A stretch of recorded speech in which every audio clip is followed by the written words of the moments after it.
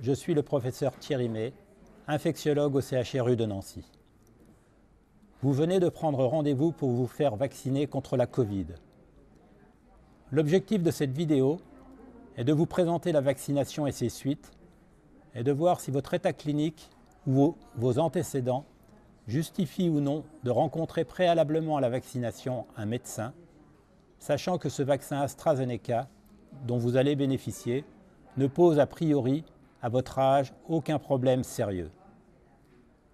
Ce vaccin AstraZeneca permet de vous protéger contre une forme grave de la Covid, avec une efficacité maintenant démontrée de près de 90%, identique à celle des vaccins ARN. Ce vaccin AstraZeneca a montré son efficacité sur le variant anglais, qui est désormais la souche de virus largement prédominante en France. Il est cependant moins efficace sur les autres variants, brésiliens et sud-africains, mais la circulation de ces virus est devenue plus faible et les formes de Covid qui se développent avec ces variants après vaccination sont beaucoup moins graves. C'est pourquoi il vous faudra néanmoins continuer d'appliquer les gestes barrières, en particulier le port du masque, ce d'autant qu'on ne peut encore formellement affirmer qu'être vacciné empêche complètement de transmettre le virus et que la première dose de vaccin ne vous protégera que dans les premières semaines qui suivent l'injection. Votre organisme va mettre en effet près de 3 semaines avant de produire des anticorps protecteurs, sachant que l'efficacité du vaccin ne sera maximale qu'après la deuxième dose, qui vous sera injectée dans 12 semaines.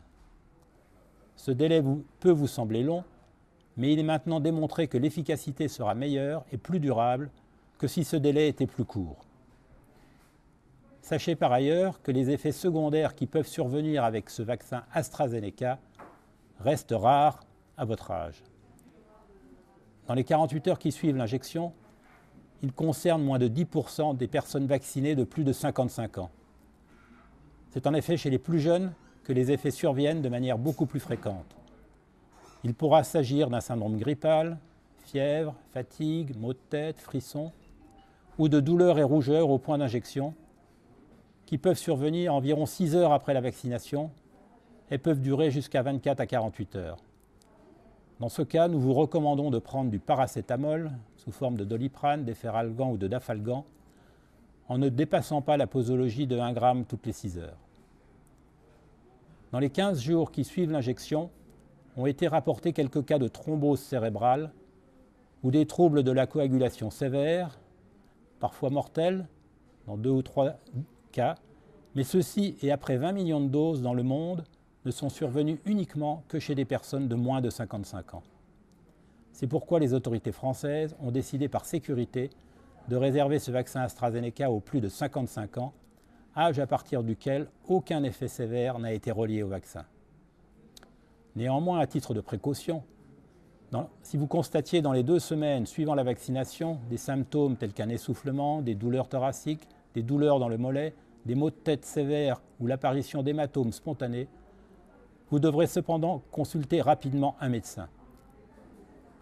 Lorsque vous arriverez au centre de vaccination, vous remplirez un questionnaire médical et en fonction de vos réponses et en particulier de vos antécédents allergiques, vous pourriez être alors redirigé vers un médecin avant l'injection ou sinon vous serez dirigé directement vers la personne vaccinatrice. Si vous souhaitez pour toute question rencontrer un médecin, vous pourrez en faire la demande dans votre centre. Vous signalerez également dans ce questionnaire si vous prenez des médicaments qui fluidifient le sang, tels que de l'aspirine ou des anticoagulants, nécessitant dans ce cas de comprimer un peu plus longuement au point d'injection. Dans tous les cas, vous resterez en observation une quinzaine de minutes après la vaccination pour s'assurer de l'absence de réaction immédiate. Vous repartirez du centre avec un certificat qu'il faudra rapporter pour la deuxième injection. Ce certificat comporte le nom du vaccin, le numéro de lot, ainsi que le numéro à contacter en cas d'effet secondaire inhabituel.